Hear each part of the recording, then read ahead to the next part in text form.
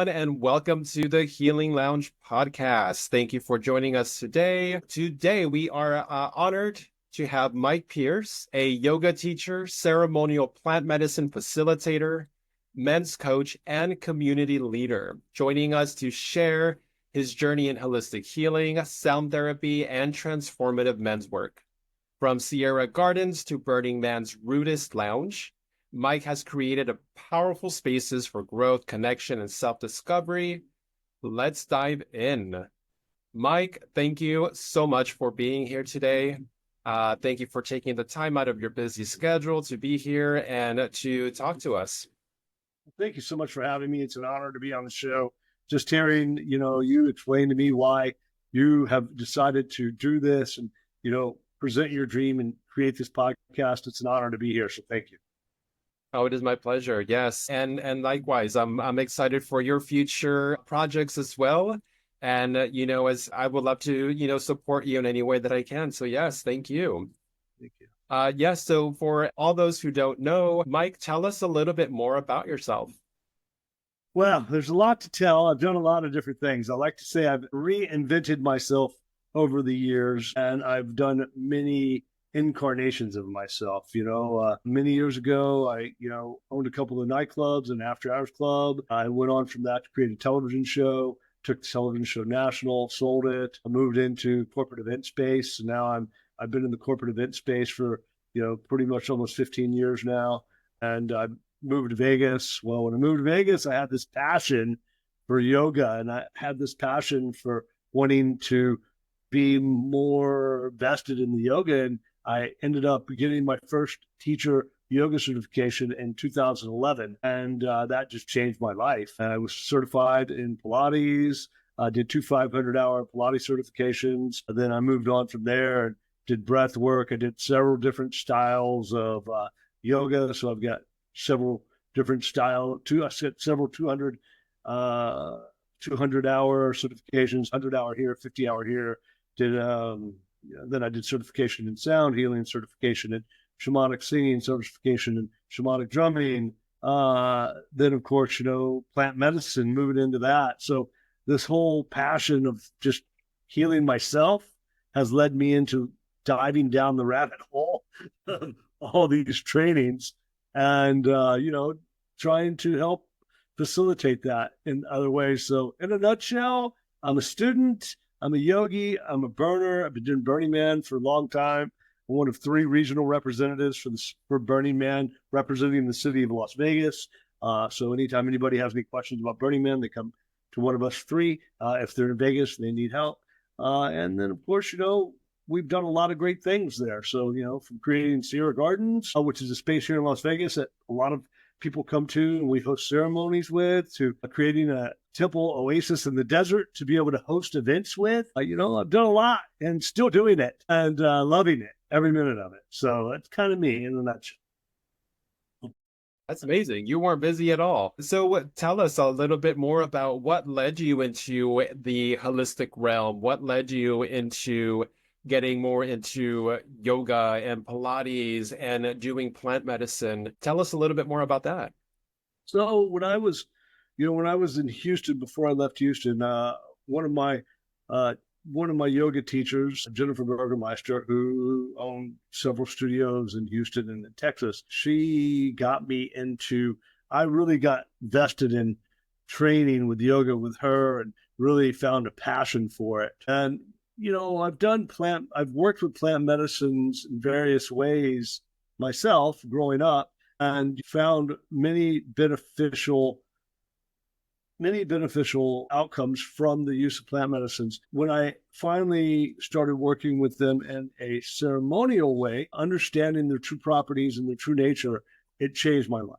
And it was around that time that I started really wanting to get more into what yoga meant and what it meant to do pranayama, to breathe, what it meant to understand about holotropic breath work, what it meant to somatic breath work, all these things. So all of these things for me kind of just fell hand in hand, one after another. And it was kind of like, being in a library, right? And then finding these beautiful topics and, figuring them out, but yet not just reading it from a book, actually physically going somewhere, taking a class, doing a teaching class on it, learning, doing some type of workshop on it and learning about it. And then of course, practicing it and putting it into practice. So that's kind of led me now to where I am, where, I have a beautiful partner named Mary, and her and I, we co-facilitate a lot of ceremonies together. We work with various medicines. Usually our primary function is Hape, Cacao, Sananga, Blue Lotus. And then, we usually utilize these medicines in ceremony to help, others connect with themselves and to connect with their dreams and to help, move energy. And when you combine that with how sound healing, the use of sound therapy, the sound frequencies within the body and how that moves everything, it is just so amazing that these modalities they weren't practiced as much as they are now. It's so amazing that these modalities are actually there for us to be able to utilize and experience and grow with and heal with. I think that was kind of a long-winded version, so I apologize for, if I kind of went off path. Oh no, we love long-winded here. Go wherever it flows, right? Yes. Yes. When people approach you for plant medicine and they're not really familiar with it, how does that conversation sound like? So when somebody comes to me and they're like, "Hey, what's plant medicine? What's Hape?" Well, what we do is we take that experience, we take that question, and then we explain what the medicine is, because obviously each one has a different, effect and it's working on a different area within the body.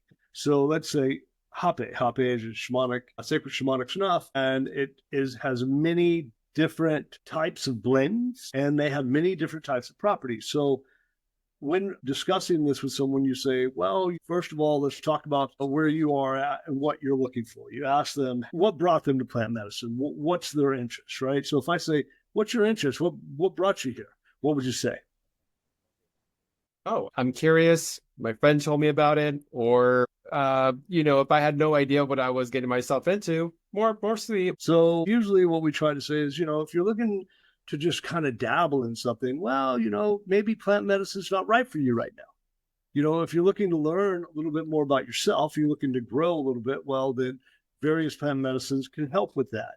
Whether it's sitting with a Hape, which can elicit different feelings within the body, because some can reduce inflammation, some can take you on a journey, some can, help you achieve a greater consciousness of awareness. And of course, it's non-psychedelic, so there's no psychedelic properties within an Hape. Or let's say Sananga, right? Sananga is an eye drop. It's derived from a tree, and you drop it in the eyes. The Amazonian warriors at night use it to hunt with. It helps open up the eyes. It gives you clarity, antimicrobial, antibacterial, and it can help to clear up fungal infections within the eyes, but it also gives you clarity. So the question becomes, so when you tell somebody this, they're like, oh, wait, what? Well, that's great. I want to try it. Then you have to tell them, okay, but hold on. There's a catch. It burns, right? And with Hape, you're like, okay, well, I'm going to administer something up your nose. And then they're like, whoa, I've never done anything up my nose before. And you're like, okay, well, it's not as bad as you think. It's just, you got to sit and breathe with it, So it just depends on the individual and why they're here and why they're showing up. Usually when people show up to sit with medicines, they're not there for a curiosity. They've done a little bit of homework. They show up, they may not know about the medicine in general, but they've done enough homework that they show up at the place and go, well, this is what I understand. This is how I understand it. I've never sat with it, but I'm looking to release some trauma, or I'm looking to release some stress, or I'm looking to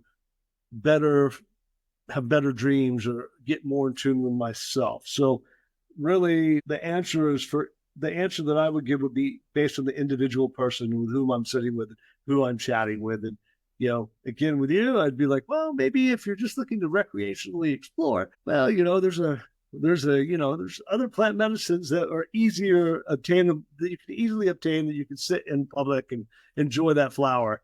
at your leisure, right? So it just depends on what you're showing up for. That's great. I love that you dig deeper into why they want to use a plant medicine and finding out the real reason why they show up in and seek your counsel. Or for those who don't know, what is Hape? You mentioned shamanic snuff. What is it made out of?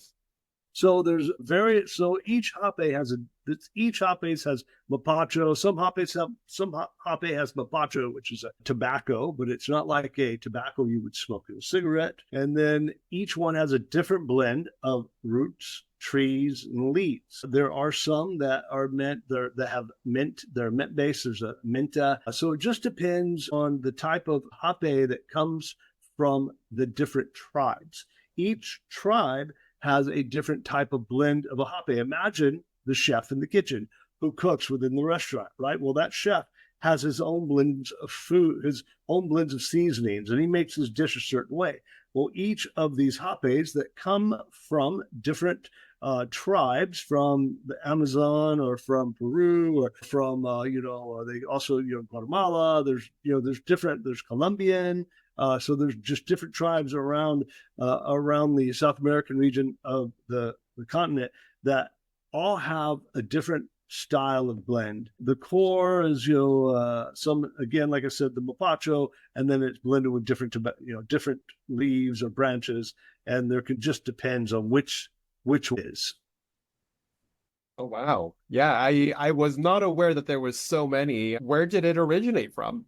So Hape originally originated in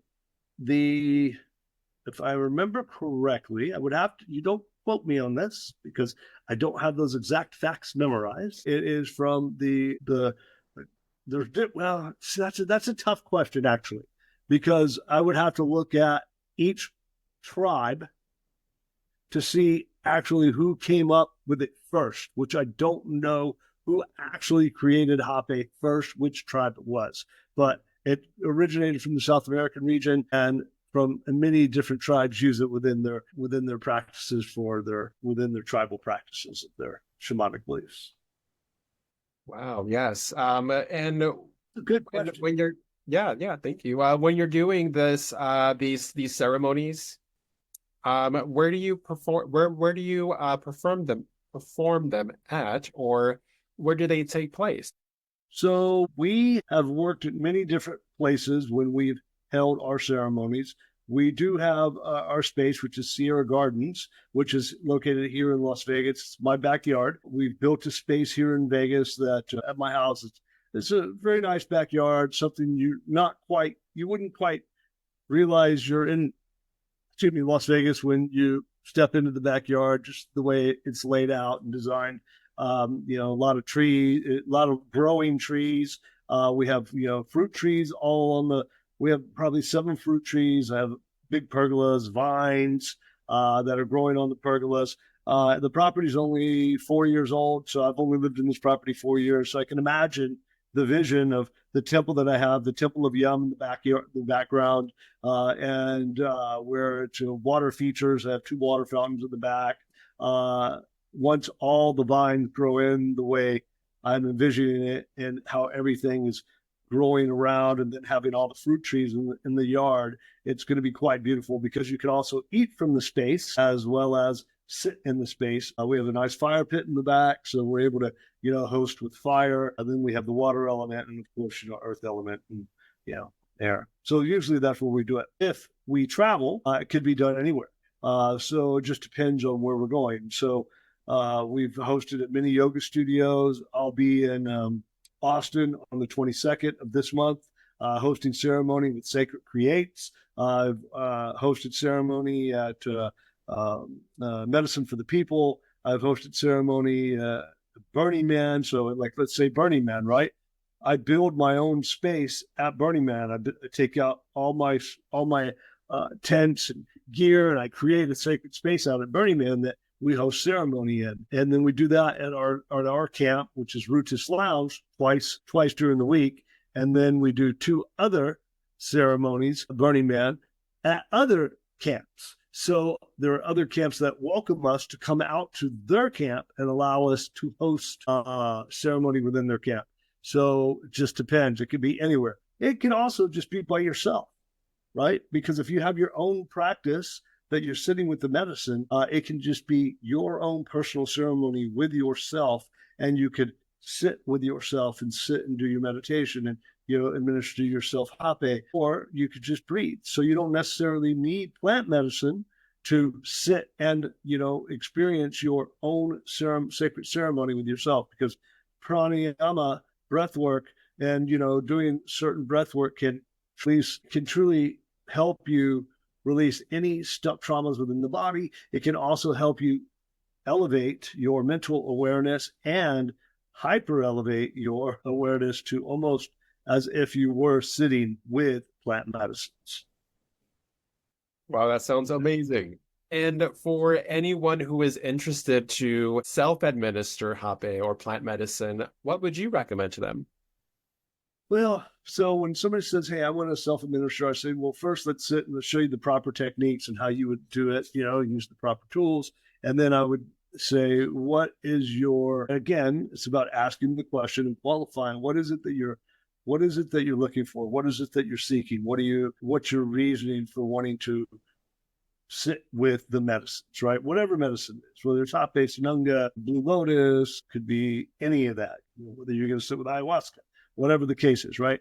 Always, why are you there? Why do you want to do this? What does your practice look like? Like cacao, right? A lot of people don't realize that cacao, it's a beautiful medicine. They say it's the food of the gods, right? And they say that, I believe it was Kukulkan spit down from the heavens and gave the people cacao, right? And so cacao was a drink that all the higher chieftains and all the people would drink, all the higher elevated people would drink. And it's just a pure cocoa bean that's been grown with love, right? The way this cacao plant is grown and cultivated, there are cacao trees that are 2,000, 3,000 years old, Guatemala, South America, it just depends on where you're getting the cacao bean from. But people don't realize that you can sit with this cacao. When you sit with cacao and you do your own personal journey with cacao, it can help to elevate the serotonins within the brain. It can help to increase the dopamines. It can help to regulate your blood pressure. It can help to stabilize your mood. And you can do your own personal practice with the cacao. So because there's all of that in there, all those beautiful things, you can I've actually many times, 30 days, no coffee. And I know we were talking about the beauty of coffee earlier, but for 30 days, I've just sat with cacao. And that's been my personal practice, just cacao, every morning instead of coffee. And it gives you so much energy, and it gives you this experience, because one of the things that people don't realize is that everything has energy, right? Everything is energy. Your energy, I'm energy. This video people are watching us on right now, it's energy and light.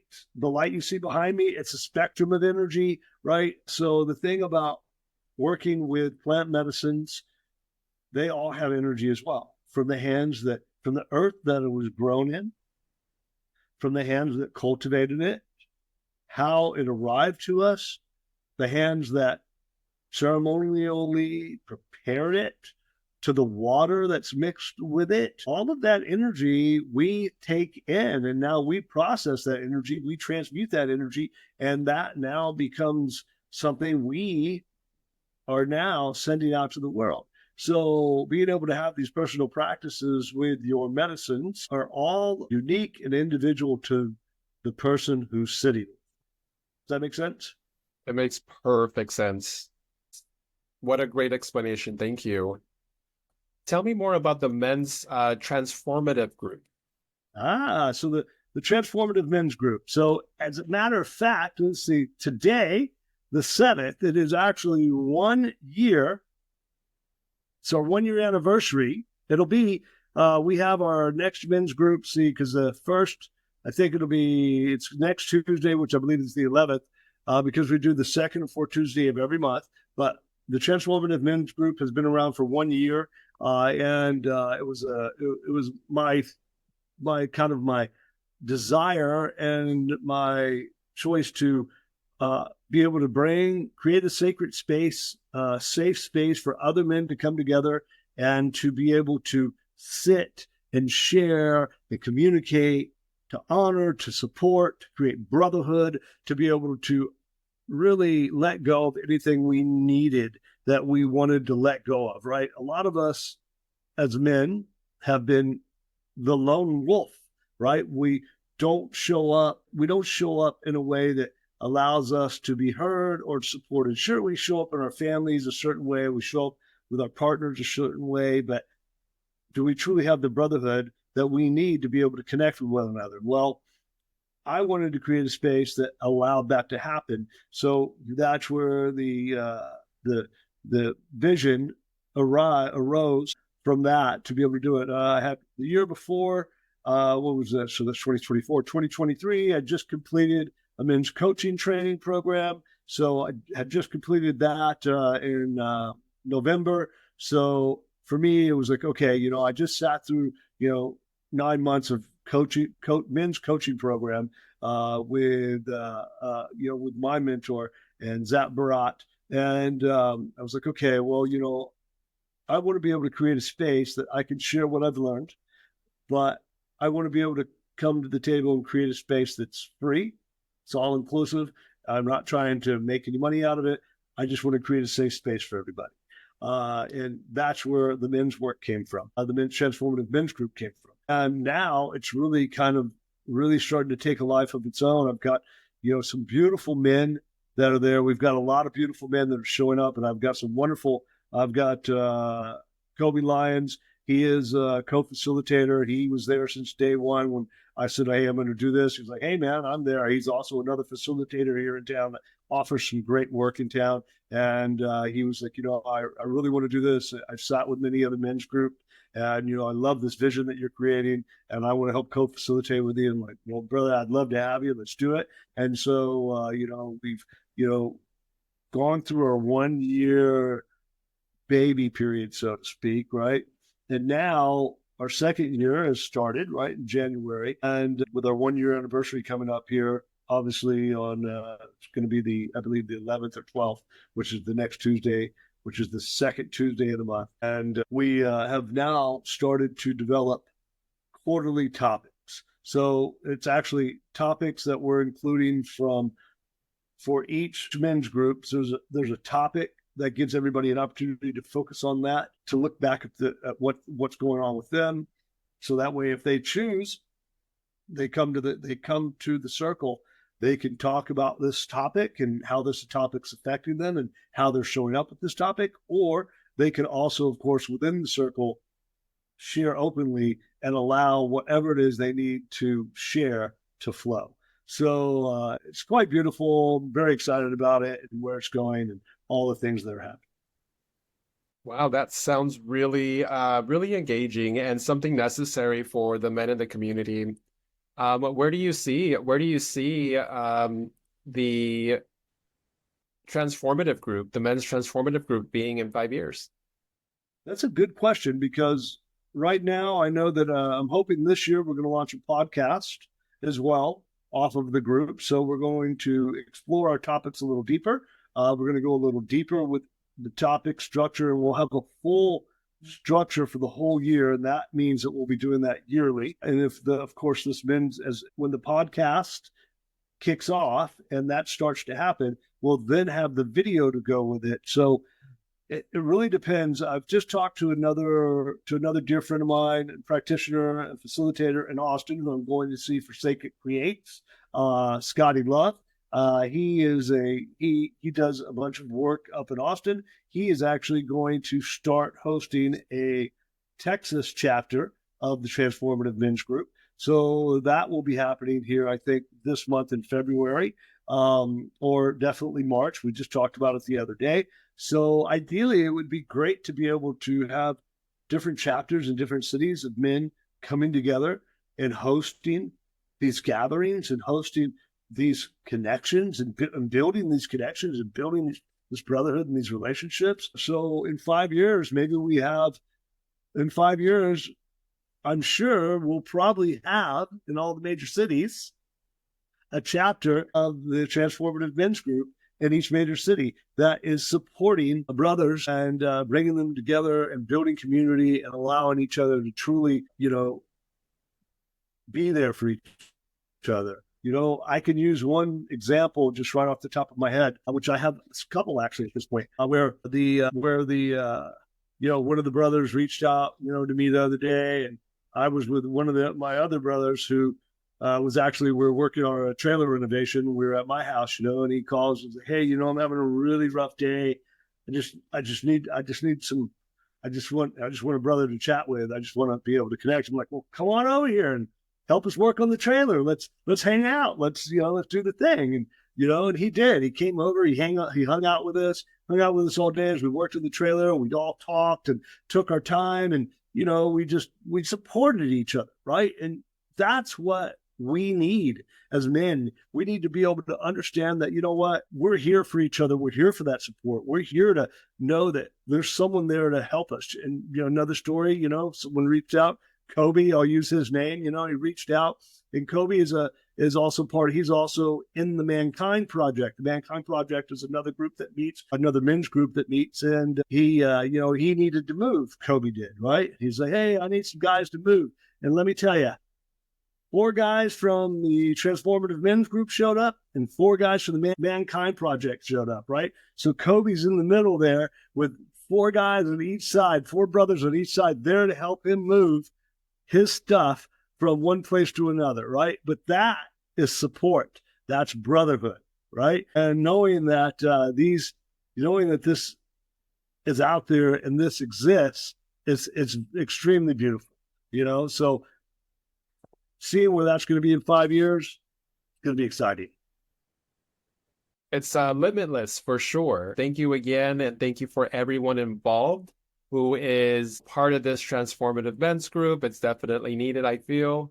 And I'm excited to see the growth and how many lives it touches. I also understand that you do yoga at EOS.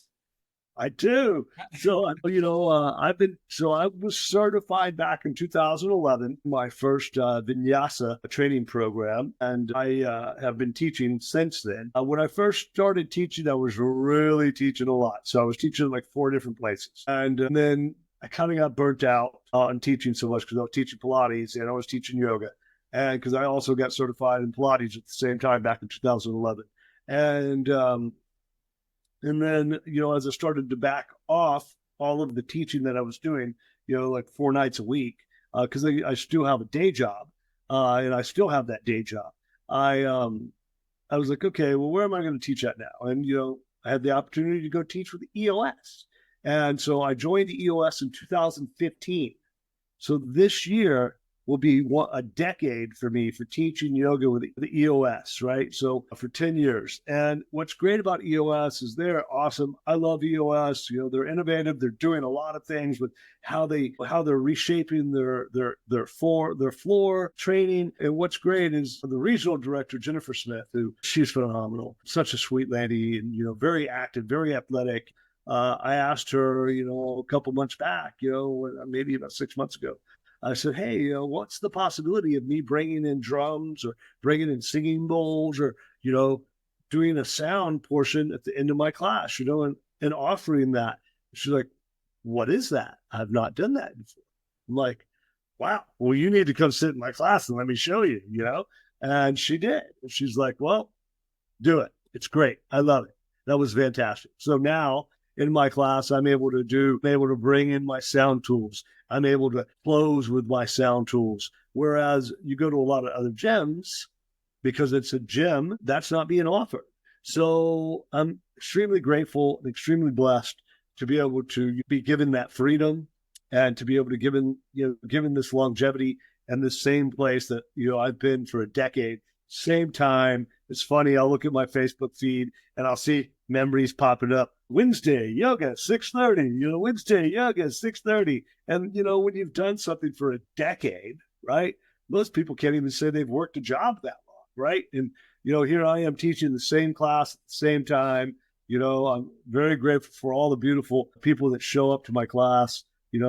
I always open my class with, making sure that, each of the uh, participants within the class that show up, we sit, we welcome each other, make sure that everybody looks at each other and everybody's saying welcome. And then we always close with a thank you, because it's important to thank your community, to thank your brothers and sisters you're sitting there. Whether you came to class by yourself or whether you're there with a friend, this is their community, right? In the EOS, this is their community. Usually it's between 20 and 30 people that come to class. And, it varies depending on the day. But it's just beautiful to see, relationships that are formed because of the class and because it's inviting, right?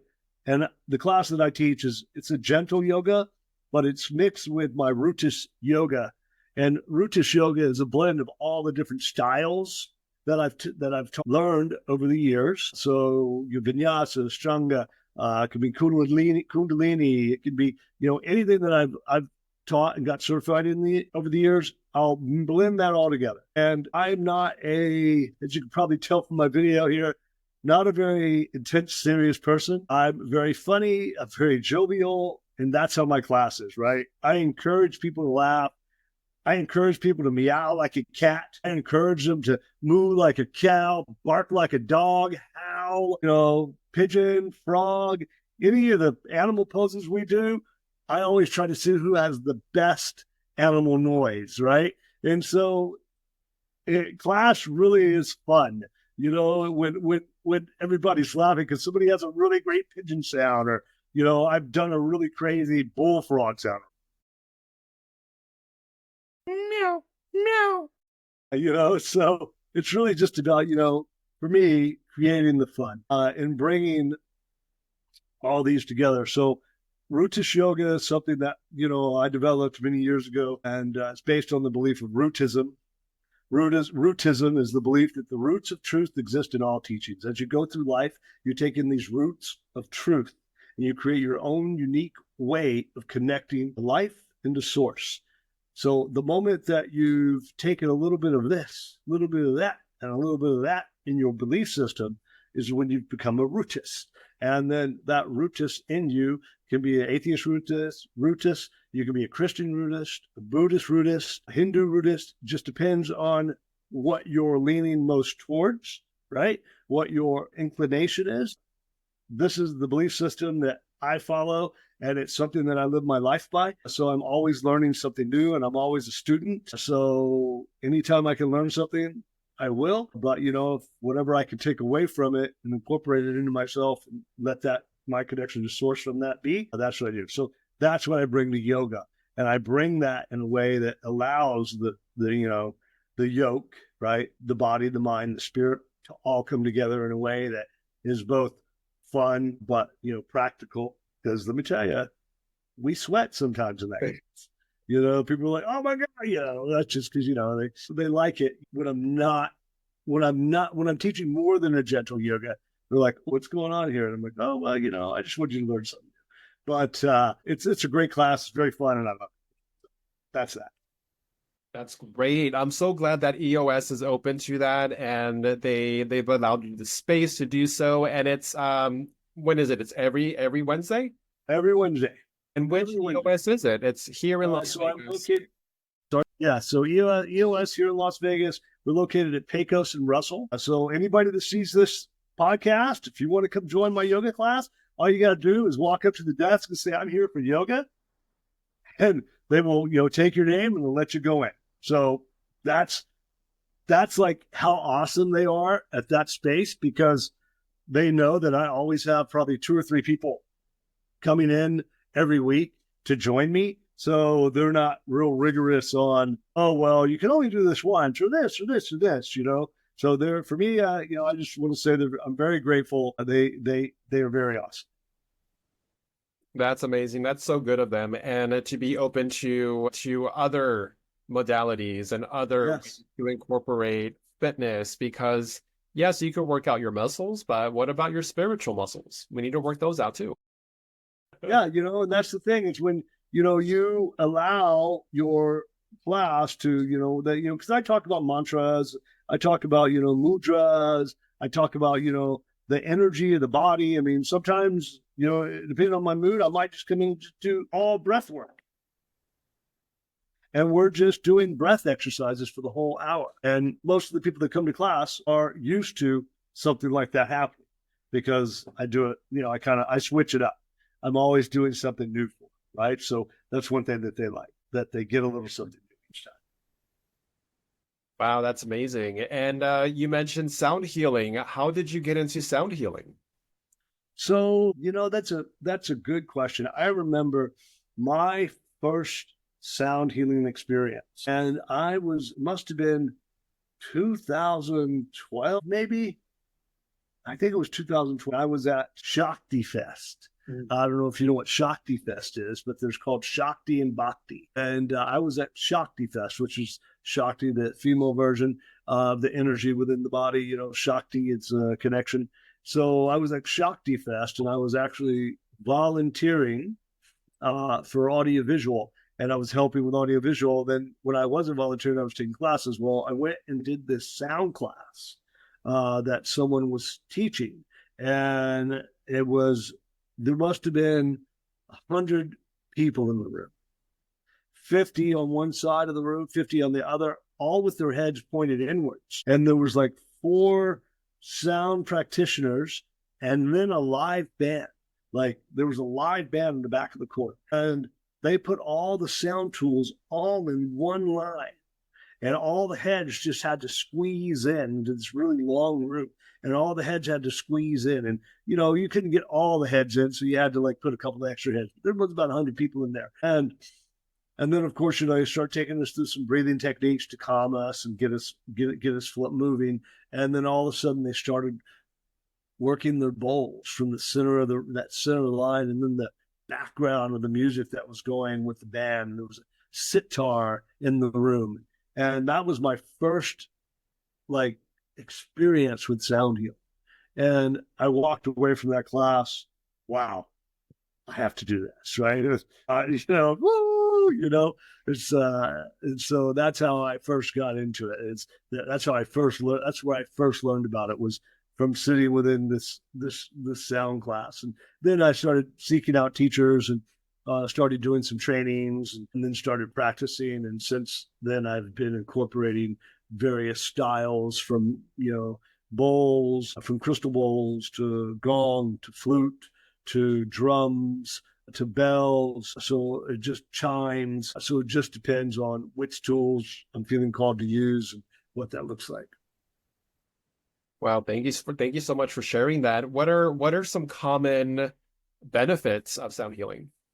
Well, Nikola Tesla said it best. If you want to understand the secrets of the universe, you must understand frequency and sound. And because all of these things are connected, right? We're predominantly what? I think it's 78% water, if I remember correctly. And our body the water retains sound, water retains vibration, the vibration frequencies within the body. The water retains the vibrational frequency. The sound tools all function within a vibrational frequency range. And so each of these vibrational frequencies elicit a different feeling within the body. And the organs, did you know that the organs all have their own unique sound resonance, their own unique vibrational frequency? Each organ within the body has its own unique vibrational frequency. So what they're finding, and what science is now starting to prove, is that these sound tools are actually helping scientifically, not just metaphysically, right, are helping to heal and improve the body in ways that science is just now starting to learn. Even though this has been spoken about in Hindu pages for millennia, right? The science is now catching up with. So it just depends on the type of class or the type of journey that you want to do, because shamanic drumming, one solid drum beat. Hold on one second. Let me grab this drum. Sure.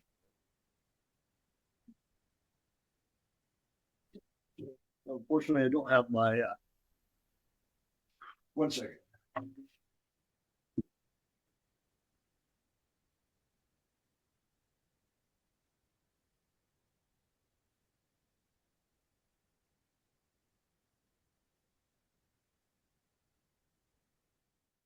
Sorry, this is my beautiful bag that, well, you can't see that, so that's not going to work there. I'll show you.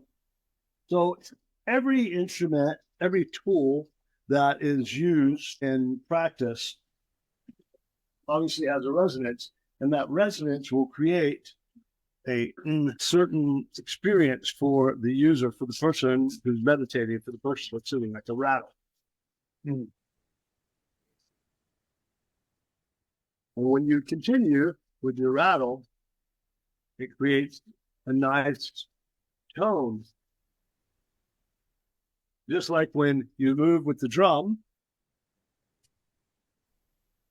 shamanic drumming, it will take you into a trance and allow you to move into realms energetically within the mind, within the body, or release yourself from the mind and the body on a journey.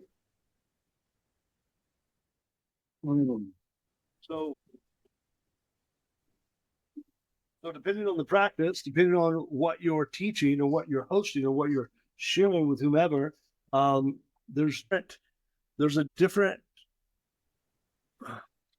clarity you will get. There's a different energetic response the body gives when you're sitting with these medicines, this sound medicine, right? And that's really what it is. It's sound medicines. That's why they call it sound healing, sound therapy, right? There's these many different phrases they're using now, right, to describe something that's, extremely old, right? The shamanic drum, it's extremely old and in many cultures. So it just really depends on the class, the workshop, or the intention, the meditation. What is it that you're trying to do? Where do you want to go with it? You want to be, you want to have a melodic drum beat? Do you want to have something very loud? Do you want to have a flute? Do you want to have, Icaros? What is it? What is it that you're doing? And what's the purpose? So each one has a different meaning, different purpose, different journey. Does that answer that question? It sure does. And then some. No, that's great. Thank you. Thank you for sharing. You wear many hats. Yoga teacher, facilitator, men's coach, healer. What's next? Burning Man. Burning Man. What's next? Artist. Event planner. Yeah, my day job, right? After my day, I'm clients doing corporate events, corporate shows, they want lights and sound. They want to make things beautiful. They want to make it look great. They want to have, TED Talks. They want to do this. They want to do that. Well, in my day, in my job, they come to me and I help facilitate that. I help make that happen. That's what I do. That's what I do for a living. And that affords me the opportunity to be able to offer my passion. So which this is the passion, this modalities, sharing these healing modalities, doing this healing work for myself, right? Because I'm working on healing myself, always healing and sharing whatever it is I'm learning with others and hopes that I can help them heal and move forward. What's next? Well, what's next? I know that, I'm also part of working with a beautiful group. They're called the 963 Tribe. The 963 Tribe is a church, 963 Tribe Church. They're working with many plant medicines as well. Ayahuasca, bufo, Changa. I mean, there's a lot of things they're working with. And that's led by beautiful man, Najib Saab. He's the curandero for that group. So, I'm sitting in support with them as a guardian. I'm starting to travel a little bit more and hosting ceremony in different locations, different cities, which, I was doing that teaching yoga for a while. I would teach yoga at different festivals, and I'd go to different festivals and offer Rootist yoga there. Now I'm doing both. So the intention is to continue to move forward and offer both ceremony, cacao, Hape, Sanunga, and maybe yoga as well, depending on what event we're at. Just like we'll be, this month in Vegas on the 16th, we'll be Divinely Rooted, which is my partner Mary and I will be offering little tokens of love with plant medicine. We'll be sitting with Blue Lotus, Sanunga. We'll be doing what's called sound journey, sound healing, of course, and then we'll be offering the affirmation forest. The affirmation forest is this beautiful birth child that I had back in 2011, where you bring people together, put them together in two lines, and then you send someone with their eyes closed down this line, and people whisper affirmations within their ears. They put their hands on them. Some people hug, but the goal is to let these beautiful beings know that, they are worthy. They're, having each other support one another, sending them down the affirmation forest. It's such a gift. So that'll be happening on February 16th, which is basically a week from Sunday. And then we'll be in Austin on February 22nd, 222 portal. That 222 portal will be Sanunga, Hape, Cacao up in Austin, Texas, with Sacred Creates and Scotty Love. So that's awesome. And then, of course, we host Divinely Rooted once a month. So at Sierra Garden. So once a month. So we'll have something in March, April, May, June, July. We have something once a month. So there's always something coming up. Wow, sounds like a busy schedule. It's not as busy as it sounds, but it's great because it's something we love to do. So and then and then of course don't forget the men's circle. So that men's circle, the Transformative Men's Group meets, which you can find us on Facebook. I just look up Transformative Men's Group. We meet twice a month. So the second and fourth Tuesday of the month. So if anybody's interested in finding out about that, they can join that. That's the second and fourth Tuesday of every month. But yeah, it sounds busy, but when you love what you do, it's not, because really it's, you're really passionate about it and you love it and you enjoy it as I do. It flows. It's all in flow. Yes, totally agree with that. Here at the Healing Lounge, the purpose of the Healing Lounge is to help promote businesses, organizations, practitioners, and their services they provide to the public. And honored for you to be here. What does your daily self-care routine look like? Going into holistic health, what do you do for your daily routine? So for me, I start the morning off when I wake up with a little 15-minute meditation practice. That allows me to set my intention for the day. It gives me enough time to be able to move through what I need to do energetically. Then I have a nice green drink every morning. So, and then I walk out into the garden and I walk around the garden. I talk to my plants. I prune my plants while I'm drinking my green drink. Make sure everybody's good. I check my fountains, So that for me is my beautiful start to the day. And then for myself, when I'm done with work, I like to work out. I like to go to the gym. I like to lift. So I go to the gym probably around 5, work out, lift, or if I'm not doing that, then I'll go attend a yoga class somewhere, and I'll go attend somebody's class and, kind of do that for myself. That's my practice. Or, as the weather starts to heat up, I'll, start going for a walk at the park or going for a bike ride. Oh, that sounds great. Sounds like you start out the day aligned, energized, and ready to take on the day. I do. Are you reading anything interesting right now? So what am I reading right now? Well, there's a manual. I just started a new training, so I have a manual that I have to read, right?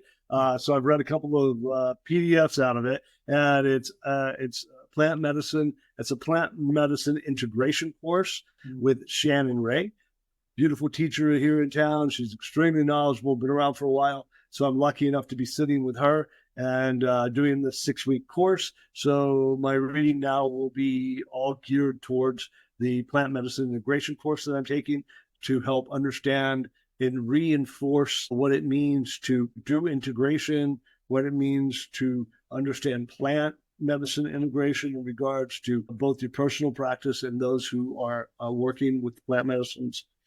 Saturday, which is tomorrow, I start a new shamanic singing class with Hibasab, who's another beautiful teacher here in town.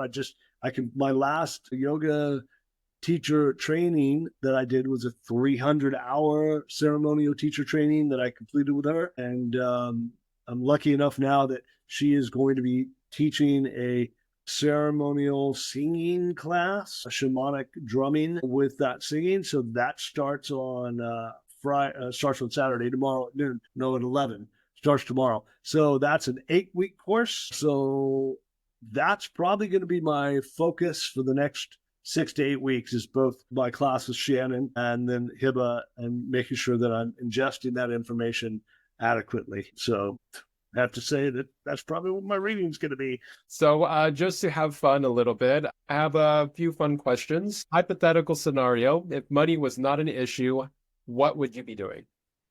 If money was not an issue, I would have already opened up a retreat healing center, and I would already have the land and property. And I'm sure 963 Tribe would be there with me already. And I've already have a design laid out for it. I have the, Maloka already built on paper, and I already have the design laid out on it. So it would be a center that people could come to, use, and, and a retreat center that people could come to and help themselves to all the things that we're offering. Wow, that sounds like a dream, right? It's already on paper, so it's happening. It's a dream that's going to come true. It's halfway there. It's already there. And your younger self is watching this interview right now. What would you like to say to your younger self? I would tell my younger self, believe it, because I'm a different person now than I was when I was younger. And my younger self would be like, who is this guy? And you know what? I'm that guy. I've always been that guy, I mean, when I was, anyway, but yeah, so that's what I would tell myself, my younger self. Anything's possible. Nice. Whatever you want to do, you can make it happen. Yes. Mike, where can people find your work? Where can they sign up to join your yoga? Where can they go and sign up for your men's group? Where can we find your information? So you can find us, I use Facebook and Instagram a lot. I'm on there. So Sierra Gardens LV. You can just hashtag Sierra Gardens LV. You can hashtag Rootist Yoga. You can hashtag Questful Yogi. I'm also known as the Questful Yogi, always questing for something new, and, you can find me any of those hashtags. You can just look up Mike Pierce online, and I'm sure I'll pop up. So any of those places. Wonderful. Yes, I'm also going to be linking them below so people can just literally click and they'll be guided there. Absolutely. Awesome. Yes. Anything that you'd like to leave us with before? Yeah, I would like us to just take a breath. Exhale out. And know that you're not alone. There's community here for you. And no matter what you're going through, all you have to do is be willing to step up and step out, because there's someone here to support you. That's what I have. I hope. Wonderful. Thank you so much for sharing that. Thank you so much for your time and sharing everything that you do. Beautiful work. Thank you for everything. Thank you. And there you have it, everyone. Mike Pierce. Feel free to follow him and also check out all of his new events coming up, and look out for his retreat coming soon, right? Yes, we'll have the 963 Tribe retreat coming up. We do have our ceremonies coming up, so that's happening. So you'll see it. It'll be out there. So hopefully everybody can join us. Yes, thank you. Thank you again, Mike, and thank you everyone for tuning in. Thank you.